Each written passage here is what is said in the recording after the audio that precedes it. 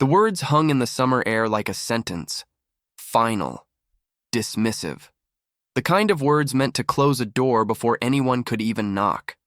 Marcus Holloway stood at the edge of the gravel lot, 14 years old, hands stained with engine grease, watching the row of chrome and steel machines glinting under the Tennessee sun. The Iron Stallions Motorcycle Club had gathered at their headquarters, an old converted warehouse on the outskirts of Macon County, and nobody expected the skinny kid from the other side of the tracks to be standing there, least of all Garrett Webb, the club's president for the past 12 years. The 1972 Harley-Davidson shovelhead sat in the corner of the lot like a forgotten monument. Rust had claimed the chrome. The leather seat had cracked and faded to a dull brown. The engine hadn't turned over in 7 years, not since old Earl Thompson passed away and left it behind like a mechanical ghost. Everyone in the club knew that bike. Everyone had stories about Earl riding it through thunderstorms, leading charity runs, arriving at every funeral for every fallen brother. The shovelhead was more than metal and rubber. It was memory. And now it sat there, abandoned, because no one could make it run again. 3 mechanics had tried. Bobby Dalton, who ran the only repair shop in town, had given up after 2 weeks. A specialist from Nashville lasted 4 days before declaring the engine fundamentally compromised. Even Garrett himself had spent countless hours in his garage, surrounded by manuals and parts catalogs, only to admit defeat. That bike's dead for good.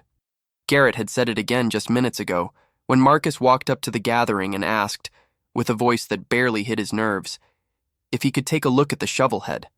The laughter came quickly. Not cruel, exactly, but dismissive.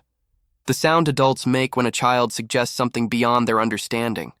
Son, Garrett said, crossing his thick arms over his leather vest, I appreciate the enthusiasm. But that machine has beaten men with 30 years of experience. What makes you think you can do what they couldn't? Marcus swallowed hard. He could feel the eyes of 40 riders on him.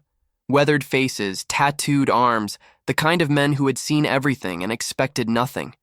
He thought about turning around, walking back down the dirt road, returning to his grandmother's house where dinner would be waiting and questions would not. But then he thought about his father. Dwayne Holloway had been a mechanic.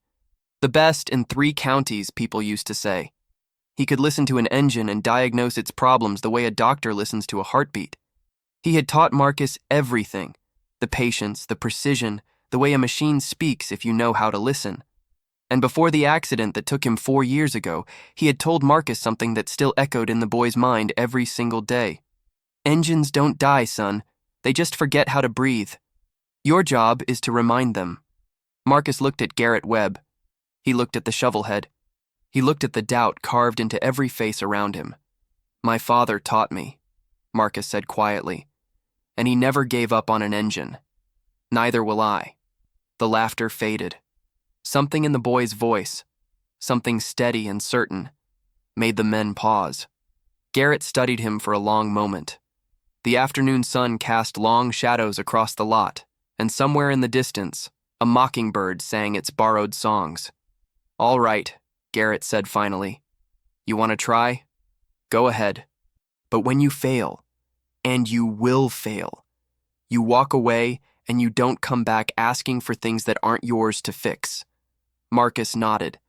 He walked toward the shovelhead, feeling every step like a promise he was making to himself, to his father's memory, to the machine that everyone else had given up on. He knelt beside the motorcycle and placed his hands on the engine block. It was cold, silent. But somewhere beneath the rust and neglect, Marcus believed he could feel something waiting. The work would begin tomorrow. Tonight, he would plan. And maybe, just maybe, he would prove that the thing everyone called dead still had a heartbeat. Check if you are already subscribed to this channel. These are the stories that remind us what courage looks like when no one believes in you. And you should be here for every single one. The morning came wrapped in fog, the kind that rolls down from the Smoky Mountains and settles over everything like a soft gray blanket. Marcus had barely slept. He had spent most of the night at his grandmother's kitchen table, sketching diagrams from memory, making lists of tools he would need, replaying his father's lessons in his mind like a film he never wanted to forget. His grandmother, Eleanor Holloway, watched him from the doorway with the patient eyes of a woman who had raised 3 generations and buried 2.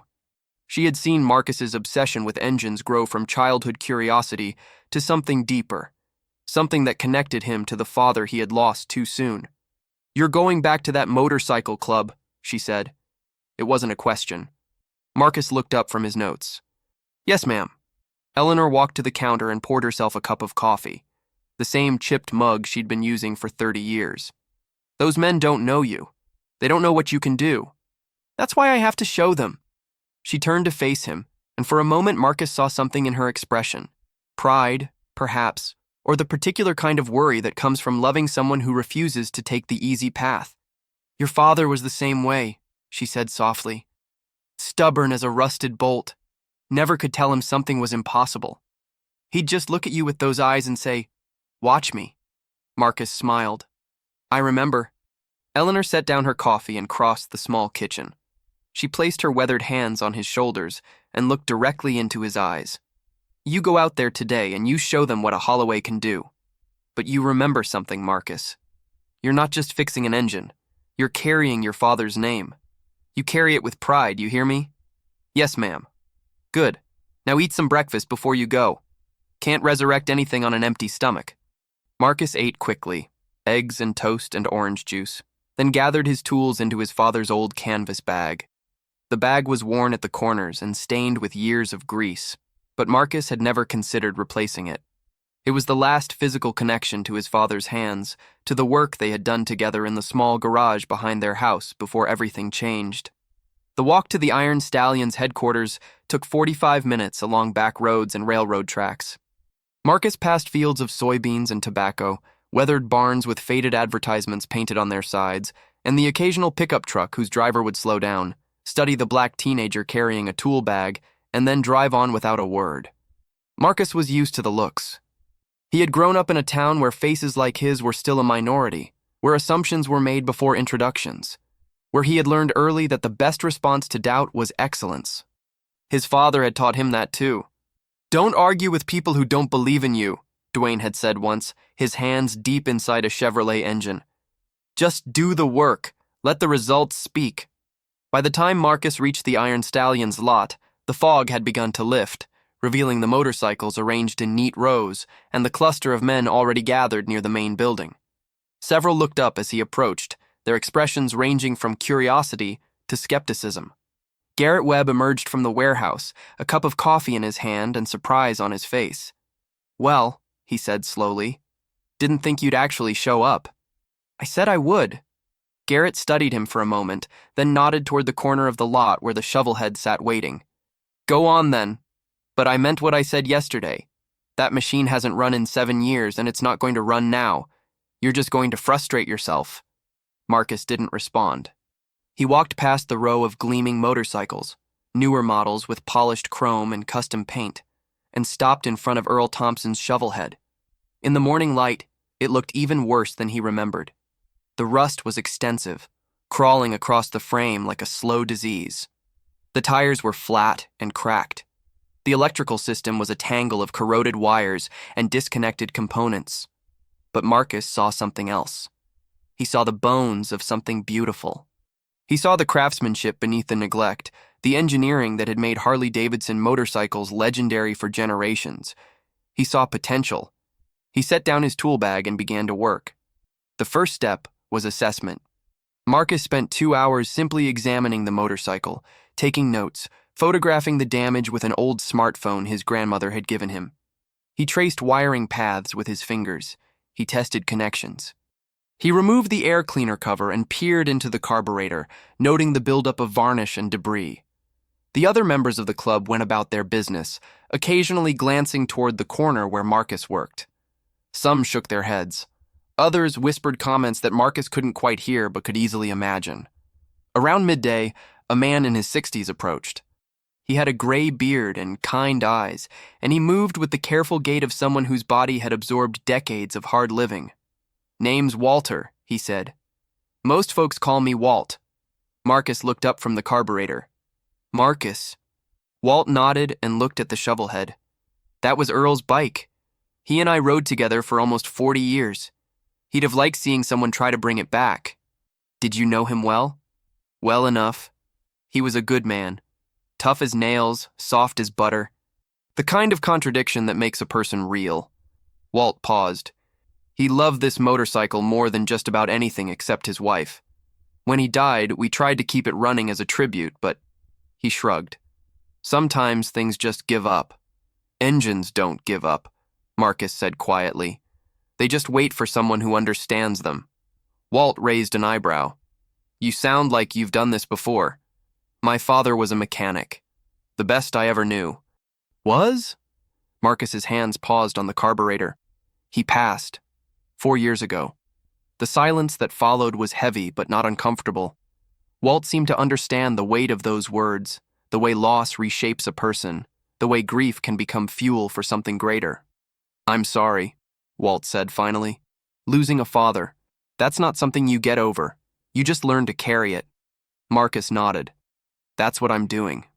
Carrying it. Walt looked at him for a long moment, then reached into his pocket and pulled out a small, worn photograph. He handed it to Marcus. The image showed a younger Walt standing beside a gleaming shovelhead with a man Marcus didn't recognize but somehow felt he knew.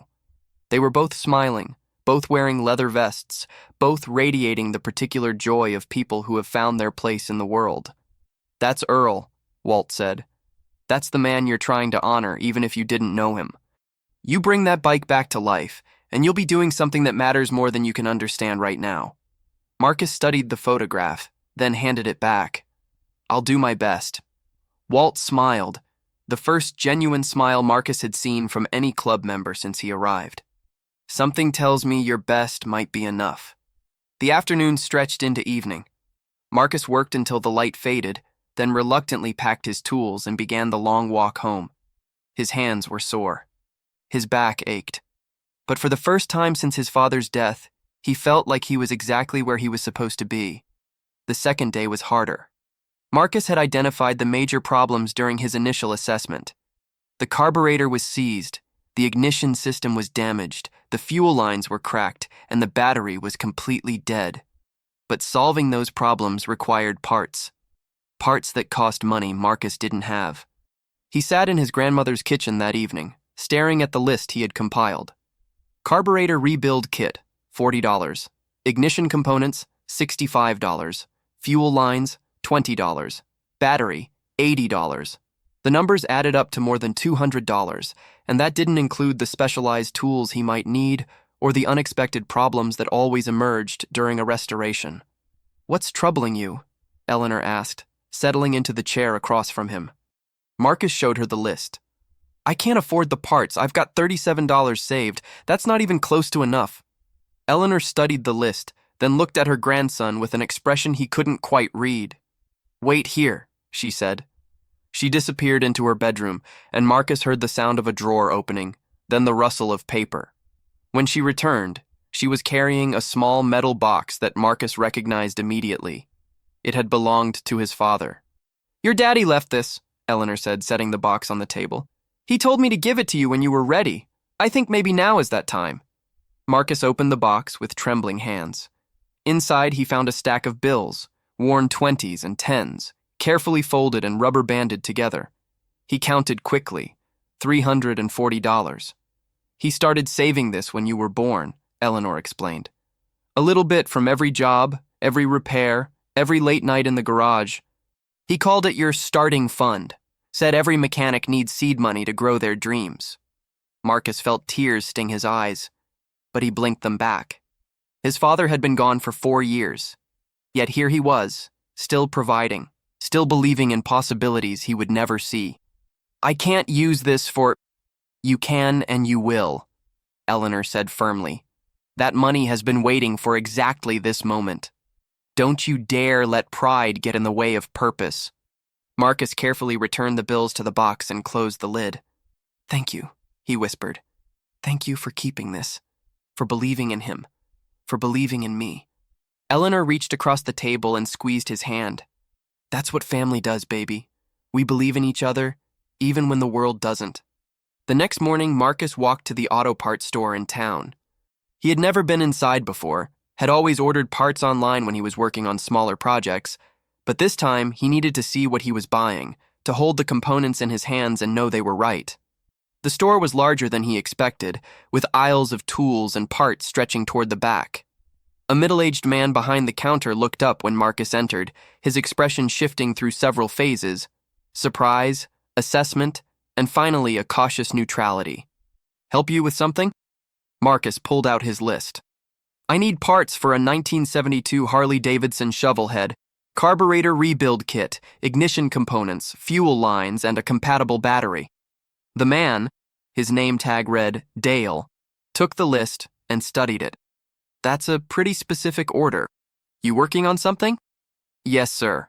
A restoration project." Dale's eyebrows rose slightly. "Shovelhead restoration? That's not a beginner's job." "I know." Something in Marcus's voice made Dale pause. He looked at the teenager more carefully, noting the grease under his fingernails, the confidence in his posture, the way he held himself like someone who knew exactly what he was doing. "All right," Dale said slowly. "Let me see what I've got in the back." He disappeared through a door marked "Employees Only," and Marcus waited, studying the posters on the walls. Vintage motorcycle advertisements, racing photographs, mechanical diagrams that reminded him of the ones his father used to hang in their garage. Dale returned after several minutes, carrying a box filled with components. "I found most of what you need. The carburetor kit is new old stock. Been sitting on a shelf for years, but it's still good. Ignition parts are aftermarket but quality. Fuel lines are universal fit, so you'll need to cut them to size. And the battery..." He pulled out a heavy black rectangle. "This one's designed for vintage bikes. Should work perfectly." Marcus examined each item carefully, cross-referencing against his mental catalog of specifications. Everything looked right. "How much?" he asked. Dale punched numbers into his register. $215 with tax. Marcus counted out the bills from his father's box and handed them over. Dale made change and bagged the parts, but as Marcus turned to leave, the older man spoke again. "Hey, kid." Marcus stopped. "That shovelhead you're working on, it wouldn't happen to be Earl Thompson's bike, would it?" Marcus turned back, surprised. "How did you know?" Dale smiled slightly. "Small town. Word gets around. Earl was a customer of mine for 30 years. Good man. Great rider." He paused. "A lot of people tried to fix that bike after he passed. None of them could do it." "I know." "You think you can?" Marcus met the man's eyes steadily. "I think I have to try." Dale nodded slowly. "Fair enough. Good luck to you then. And if you need anything else, advice, parts, whatever, you know where to find me." "Thank you, sir." Marcus left the store with his bag of parts, feeling the weight of expectations settle onto his shoulders like a second skin. The whole town, it seemed, was watching. The whole town was waiting to see if the boy from the other side of the tracks could do what grown men had failed to do. He thought about his father. He thought about Earl Thompson, a man he had never met but somehow felt connected to through the machine they both loved. He thought about all the people who had looked at him and seen only what they expected to see. A black teenager with no business messing with motorcycles and motorcycle clubs and traditions that didn't belong to him. And then he thought about his grandmother's words. "You carry your father's name. You carry it with pride." Marcus walked back to the Iron Stallion's lot with his head held high. The third day of work began with the carburetor. Marcus carefully removed it from the motorcycle, photographing each step so he could reverse the process later. He took it to a makeshift workbench, just a plywood board balanced on 2 sawhorses, and began the painstaking process of disassembly. A crowd had gathered by late morning. Word had spread through the club that the kid was back, that he had bought parts with his own money, that he was serious about this. Riders drifted over in ones and twos, watching Marcus work with expressions that ranged from skepticism to grudging curiosity. Garrett Webb arrived around noon, his arms crossed and his face unreadable.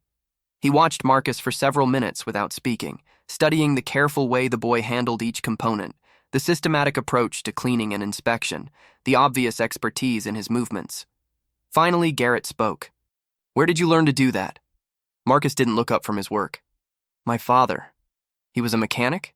The best in 3 counties. Garrett was quiet for a moment. Then, "What happened to him?" Marcus's hands paused briefly. Car accident. 4 years ago. A drunk driver ran a red light. My father was coming home from work. He resumed his careful cleaning of the carburetor jets. He was carrying a birthday present for me. It was in the car when they found him. The silence that followed was heavy. Several of the watching riders shifted uncomfortably. Death was something they understood. Many had lost brothers to accidents, to illness, to the simple cruelty of time. But hearing it from a 14-year-old boy added a different weight. I'm sorry, Garrett said quietly. That's a hard thing. Marcus looked up finally, meeting the club president's eyes. It is, but my father didn't raise me to be stopped by hard things. He raised me to push through them, so that's what I'm doing. Garrett studied him for a long moment, and something shifted in his expression. A softening, perhaps, or the beginning of respect. All right, he said. You keep working, but don't push yourself too hard.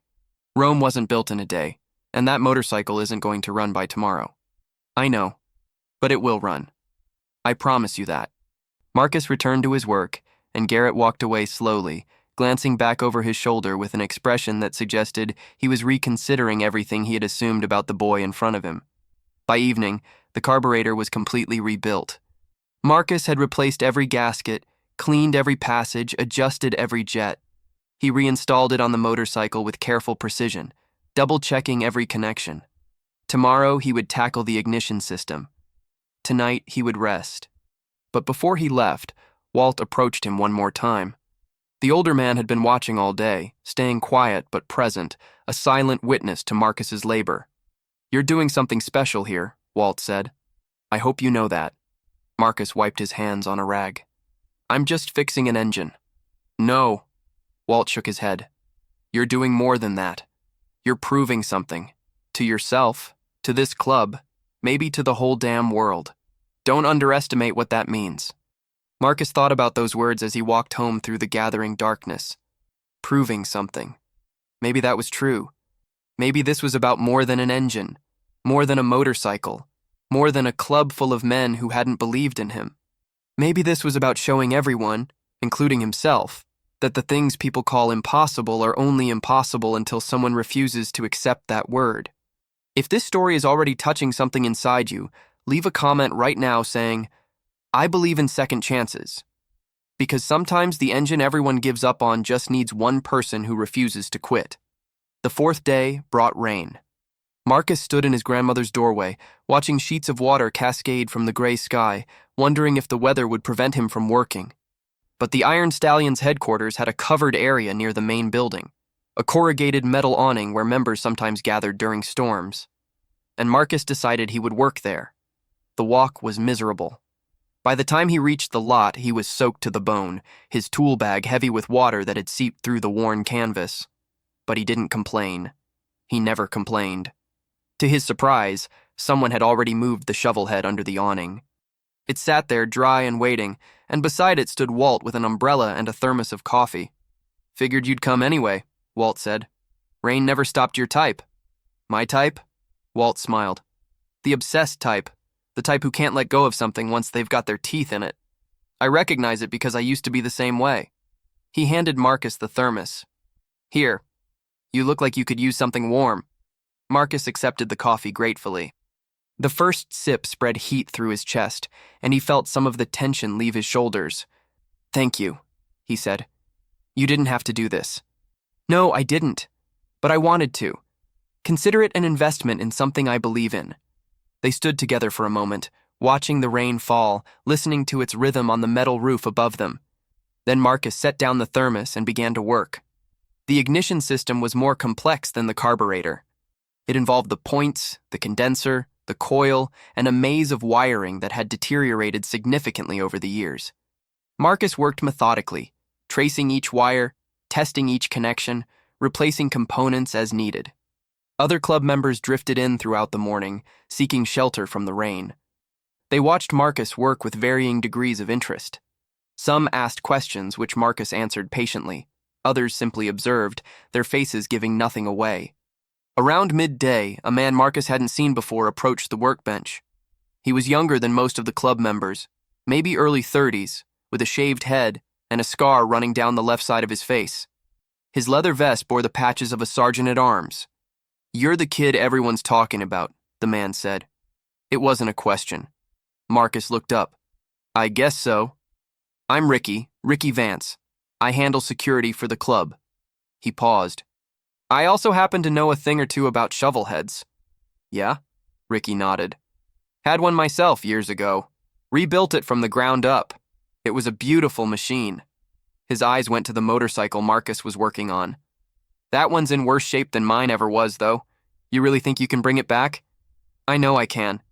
Ricky studied him for a long moment, then reached into his pocket and pulled out a small cloth bag. He handed it to Marcus. "What's this?" "Points and condenser. Original Harley-Davidson parts, not aftermarket. I've been holding on to them for years, waiting for a project that deserved them." He gestured toward the shovelhead. "I think this qualifies." Marcus opened the bag and examined the contents. The components were pristine, still in their original packaging, worth far more than anything he could have afforded. "I can't accept—" "You can and you will," Ricky said, echoing Eleanor's words from days before. "Consider it a contribution to Earl's legacy. He was my sponsor when I prospected for the club. He taught me everything I know about riding, about brotherhood, about being a man. If you can bring his bike back to life, then these parts have found their purpose." Marcus felt something shift inside him. The recognition that this project had grown beyond himself, beyond even his father's memory. This was about a community, a legacy, a connection between people who had found family in each other, despite what the world might think of them. "Thank you," Marcus said quietly. "I won't let you down." Ricky smiled slightly. The first smile Marcus had seen from him. "Something tells me you won't." The rain continued throughout the afternoon, but the work progressed steadily. Marcus installed the new points and condenser, rewired the primary ignition circuit, and tested the system with a multimeter he had borrowed from Walt. The readings were good. The connections were solid. Tomorrow, he would tackle the fuel system. But tonight, as he prepared to leave, Garrett Webb approached him once again. "I heard what Ricky did," Garrett said. "Giving you those parts." Marcus nodded. "He didn't have to do that." "No, he didn't. But you should know something about Ricky. He doesn't give anything to anyone. He's the most cautious, suspicious person in this club. If he gave you those parts, it means something." "What does it mean?" Garrett was quiet for a moment, choosing his words carefully. "It means he sees something in you. Something worth investing in." He paused. "I'm starting to see it too." Marcus didn't know how to respond to that, so he simply nodded. "Get some rest," Garrett said, "and come back tomorrow. We'll see how far you can take this." The walk home was still wet, but Marcus barely noticed. His mind was racing with plans, with possibilities, with the growing sense that something important was happening. Not just to the motorcycle, but to him, and maybe to the entire community that had gathered around Earl Thompson's memory. The fifth day dawned clear and bright, the storm having passed in the night, leaving the world washed clean and sparkling under the morning sun. Marcus arrived at the Iron Stallion's headquarters earlier than usual, eager to continue his work. The fuel system required complete replacement. The old lines had deteriorated beyond repair, cracked and brittle from years of neglect. Marcus removed them carefully, noting their routing for reference, then began the process of cutting and fitting the new lines to match. It was meticulous work, requiring precision and patience. A fuel leak could be dangerous, potentially catastrophic if it occurred near the engine's heat. So Marcus took his time, checking and rechecking every connection, every clamp, every fitting. By noon, the fuel system was complete. Marcus stepped back to survey his progress, feeling a quiet satisfaction at what he had accomplished.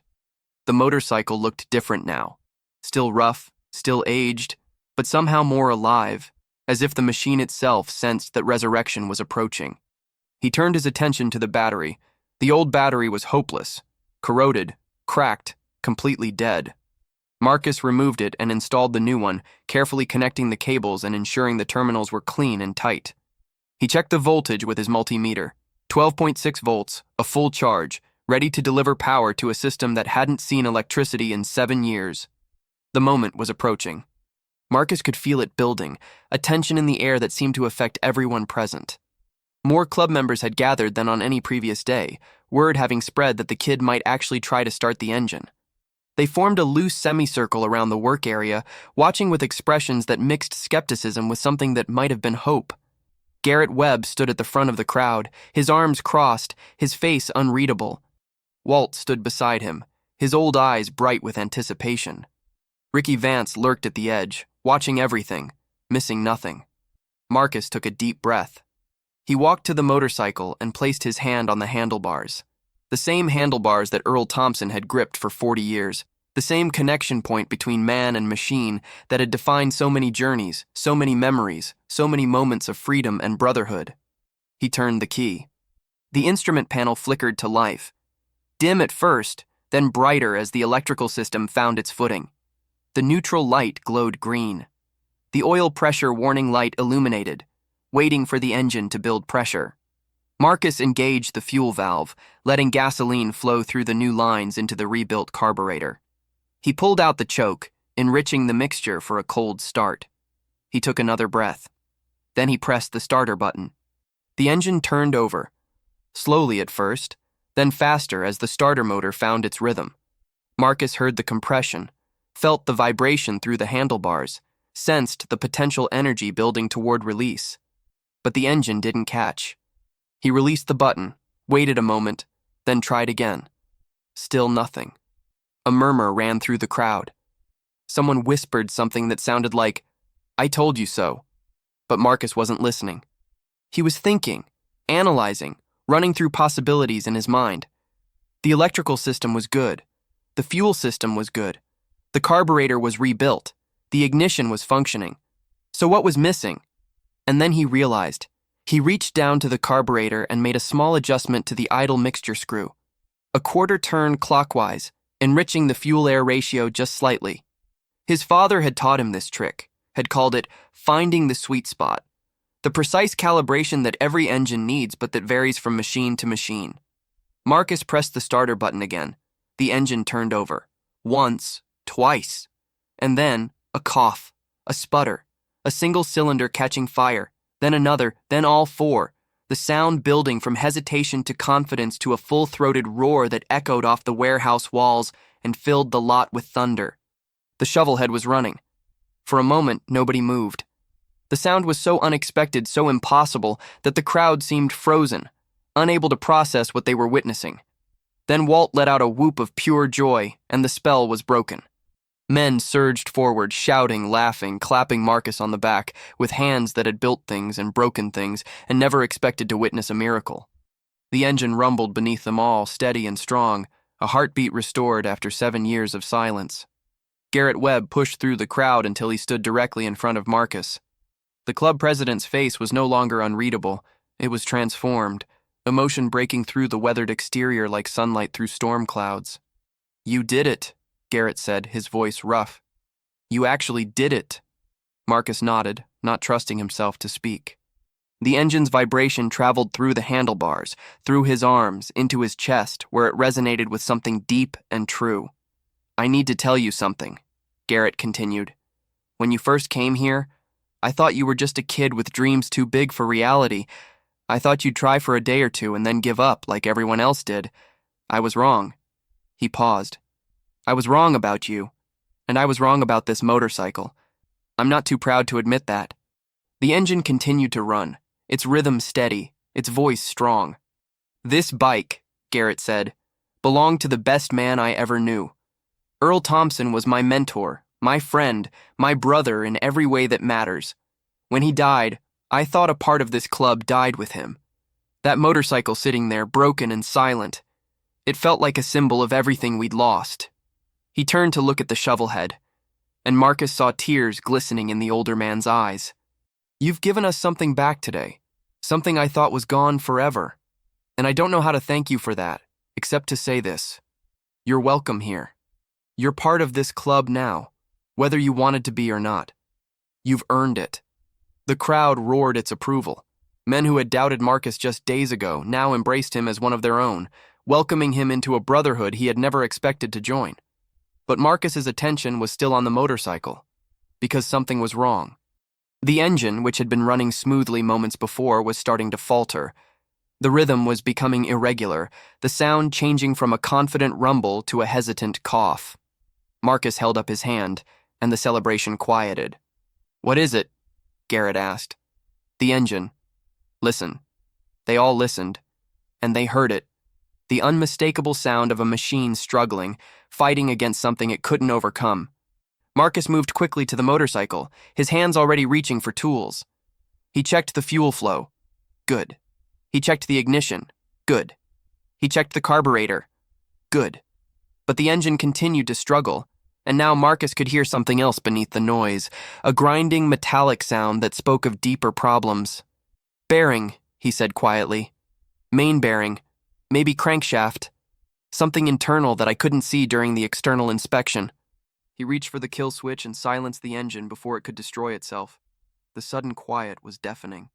The crowd's enthusiasm faded, replaced by the same skepticism that had greeted Marcus on his first day. "So that's it?" someone said from the back.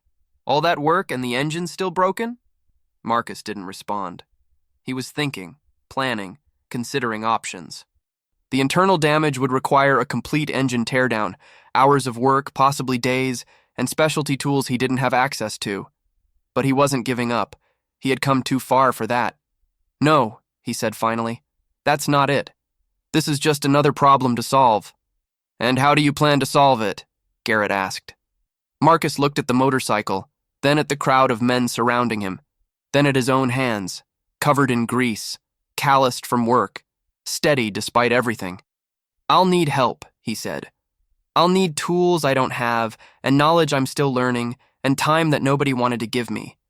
But I will fix this engine. I will make this motorcycle run the way Earl Thompson would have wanted it to run." He paused. "The question is, will you help me?" The silence stretched for several heartbeats. Then Garrett Webb stepped forward. "You've already proven yourself once today," he said. "That's more than anyone else has done in 7 years. If you say you can finish this, then I believe you." He turned to address the crowd.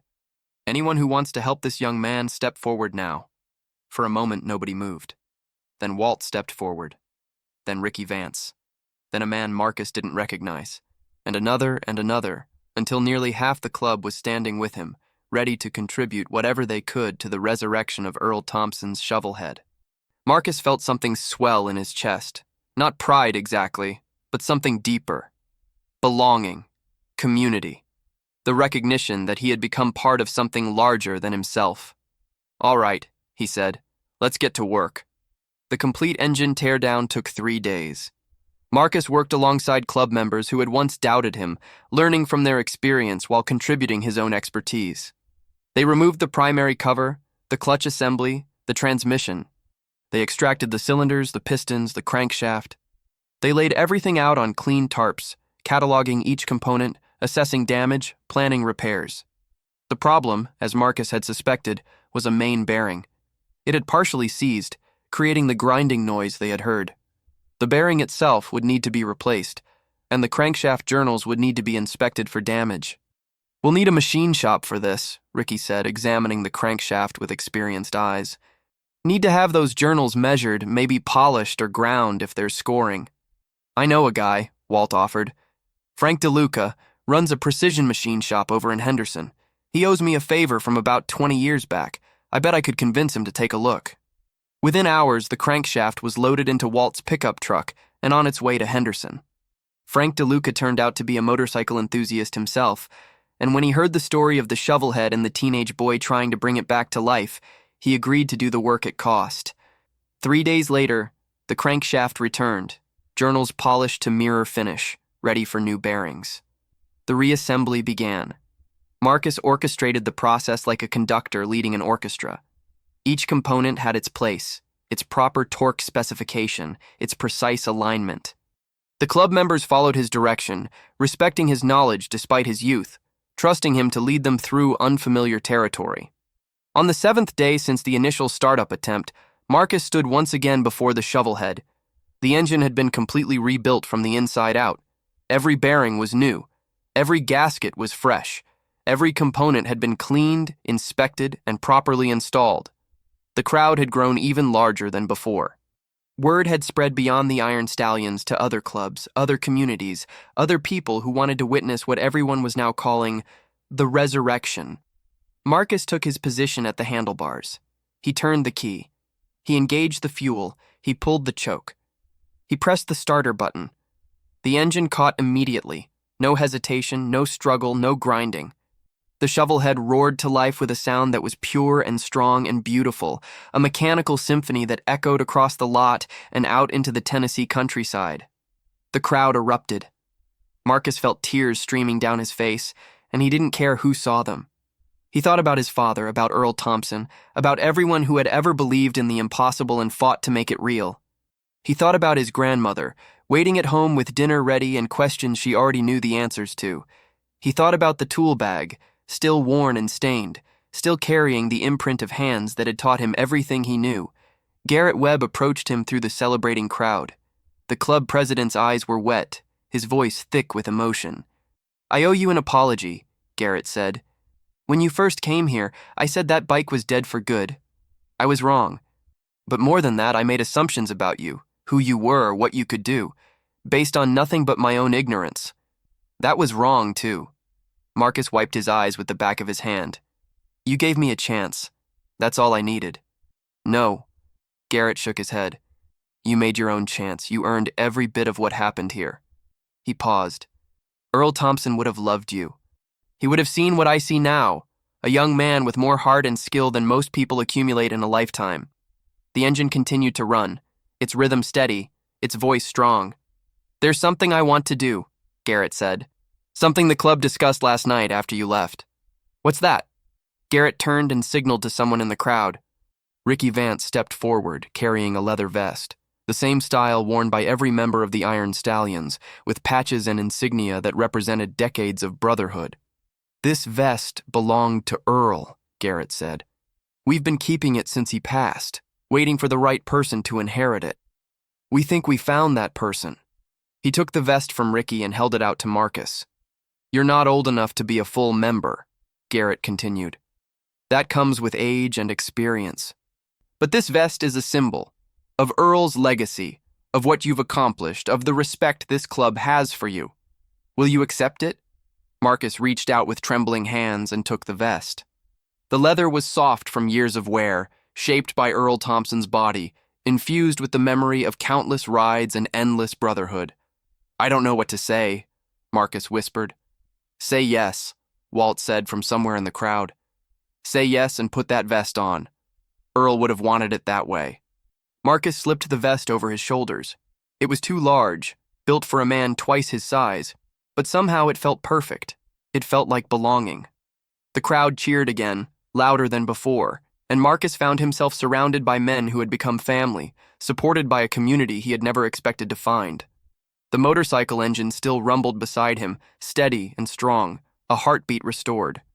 As the celebration continued, Marcus walked to the edge of the lot and looked out at the Tennessee hills rolling toward the horizon. The sun was setting, painting the sky in shades of orange and gold, and somewhere in that vast expanse, Marcus felt his father watching. "I did it, Dad," he said quietly. "I did what you taught me. I didn't give up." A breeze rustled through the trees, carrying the scent of summer and the distant sound of engines. And Marcus could have sworn he heard his father's voice, carried on that wind, saying the same words he had said so many times before. "Engines don't die, son. They just forget how to breathe. Your job is to remind them." Marcus smiled. He turned back toward the celebration, toward the motorcycle, toward the new family that had embraced him. The story wasn't ending. It was just beginning. 3 months later, Marcus Holloway stood in front of Macon County High School, wearing Earl Thompson's vest and speaking to an assembly of students who looked at him with a mixture of curiosity and awe. The Iron Stallions had arranged the presentation, part of their expanding outreach program, which now included mentorship for young people interested in mechanics, engineering, and the trades. Marcus had become the face of that program, proof that skill and determination could overcome any obstacle. "People told me I couldn't do it," Marcus said to the assembly. "They said the engine was dead for good. They looked at me and saw a kid with no business trying something so ambitious." He paused. "But here's what I learned. The only limits that matter are the ones you accept for yourself."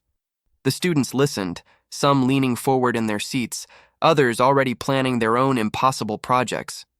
My father taught me that engines don't die, they just forget how to breathe. The same is true for dreams. The same is true for people. Sometimes all you need is one person who believes in you, one opportunity to prove yourself, one chance to show the world what you're capable of. He looked out at the audience, at the young faces representing every background, every challenge, every potential. So here's my challenge to you. Find your shovelhead. Find the thing everyone says can't be done and do it anyway. Find the dream that seems impossible and make it real, because the only difference between impossible and inevitable is someone who refuses to quit. The applause that followed was thunderous. Afterward, as students gathered around him with questions and requests for photographs, Marcus noticed a small boy standing at the edge of the crowd. The boy couldn't have been more than 10 years old, with dark skin and bright eyes that reminded Marcus of himself at that age. "Can I ask you something?" the boy said, his voice barely audible over the noise. Marcus knelt down to his level. "Of course. My dad says I can't be a mechanic because we don't have money for tools or school or any of that.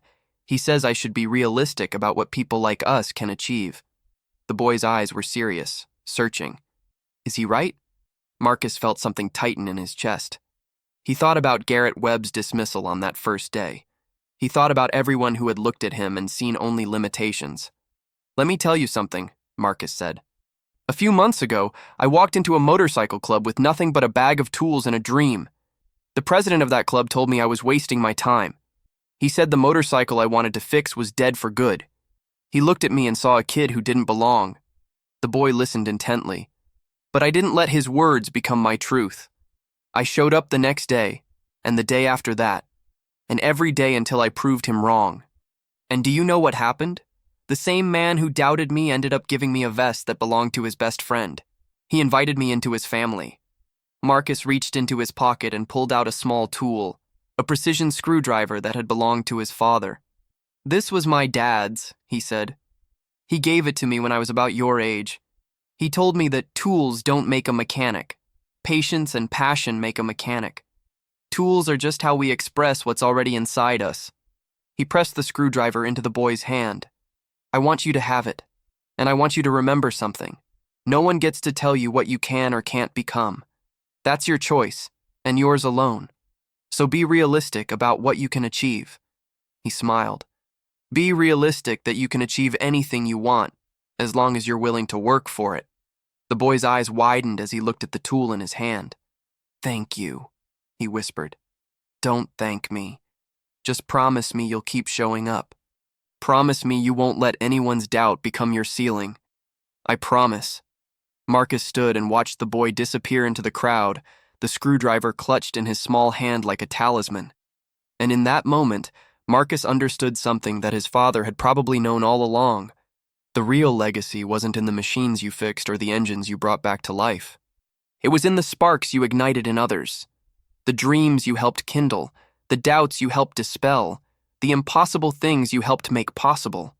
The shovelhead was parked outside, gleaming under the afternoon sun, a testament to what could be achieved when someone refused to accept defeat. But the real miracle was standing inside the school, spreading to new minds, new hearts, new generations. Engines don't die. They just forget how to breathe. And Marcus Holloway had spent his whole life learning how to remind them. The first annual Earl Thompson Memorial Ride took place on a perfect September morning. Over 200 motorcycles lined up at the Iron Stallions headquarters, representing clubs from across Tennessee, Kentucky, and beyond. They had come to honor a man most of them had never met, but whose legacy had touched them all through the story of his motorcycle and the boy who brought it back to life.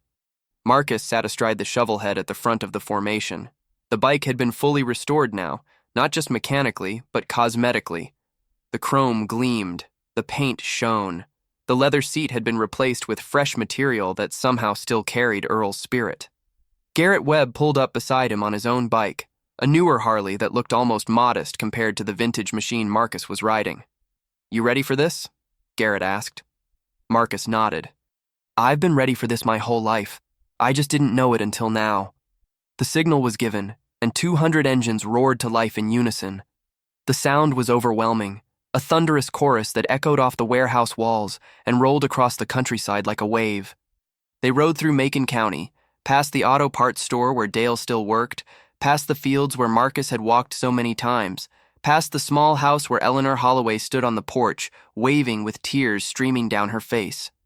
They rode for Earl Thompson and for Dwayne Holloway and for everyone who had ever believed that something broken could be made whole again.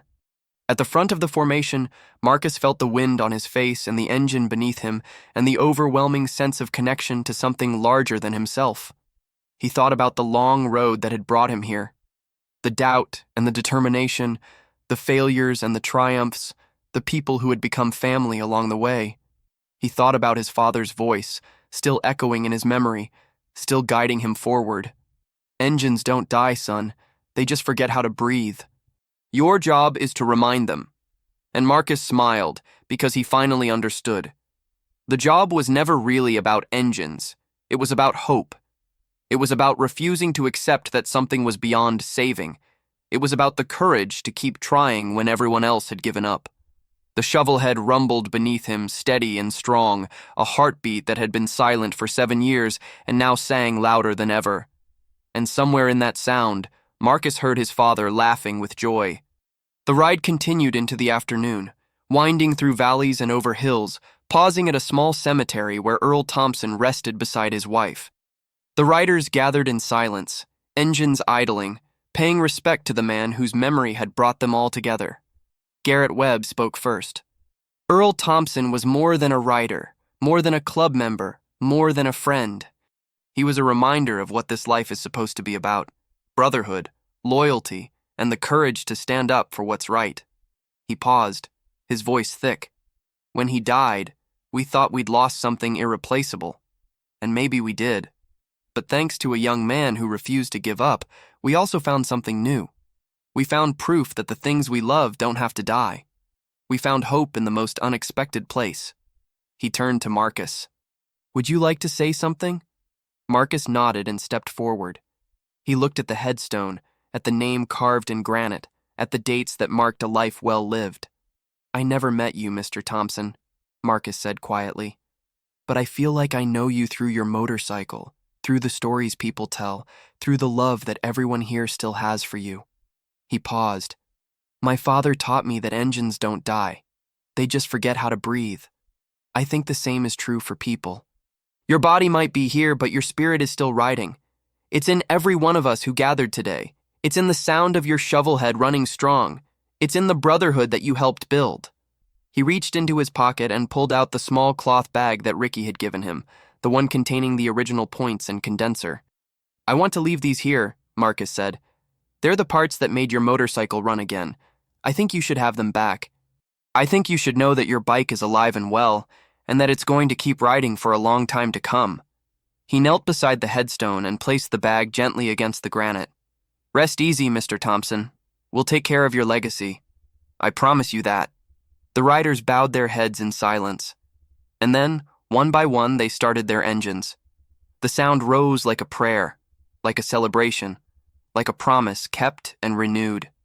Marcus climbed back onto the shovelhead and took his place at the front of the formation. The ride home was everything a ride should be. Wind and freedom and the fellowship of the open road. Marcus felt alive in a way he had never experienced before, connected to something ancient and eternal, part of a tradition that stretched back generations and would continue long after he was gone. When they finally returned to the Iron Stallions' headquarters, the sun was beginning to set, casting long shadows across the lot where everything had begun. The riders dispersed slowly, exchanging handshakes and embraces, promising to return for next year's ride. One by one, they departed, until only Marcus and a handful of core club members remained. Garrett Webb approached him one final time. You've done something remarkable, Garrett said. Not just with the motorcycle, but with everything that followed. You've changed this club. You've changed this community. You've changed me. Marcus looked at the man who had once dismissed him, who had called Earl's motorcycle dead for good, who had assumed a teenage boy couldn't accomplish what grown men had failed to do. You gave me a chance, Marcus said. That's all I ever needed. Garrett shook his head.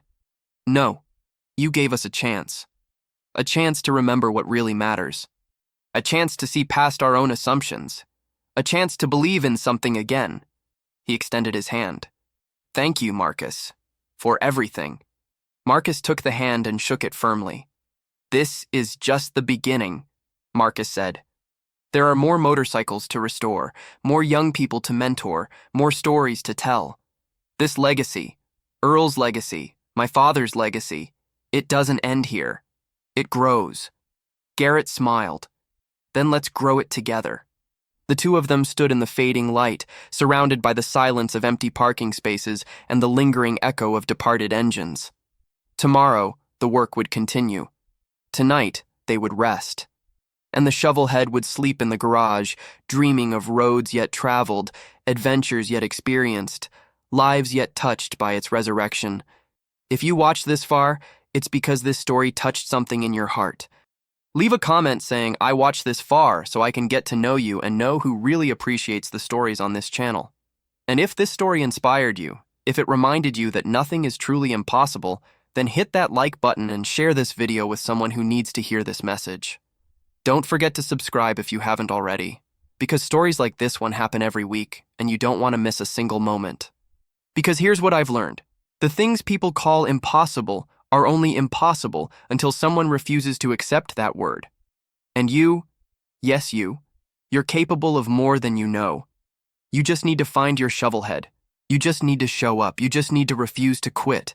The rest will take care of itself. Thank you for being here. Thank you for watching. Thank you for believing. Until next time, remember, engines don't die. They just forget how to breathe. Your job is to remind them, and your job, your real job, is to remind yourself of the same thing. You're not dead. You're not broken. You're just waiting for someone to believe in you. Maybe that someone is you. Maybe today is the day you start your own resurrection. The choice is yours. The engine is waiting. All you have to do is turn the key.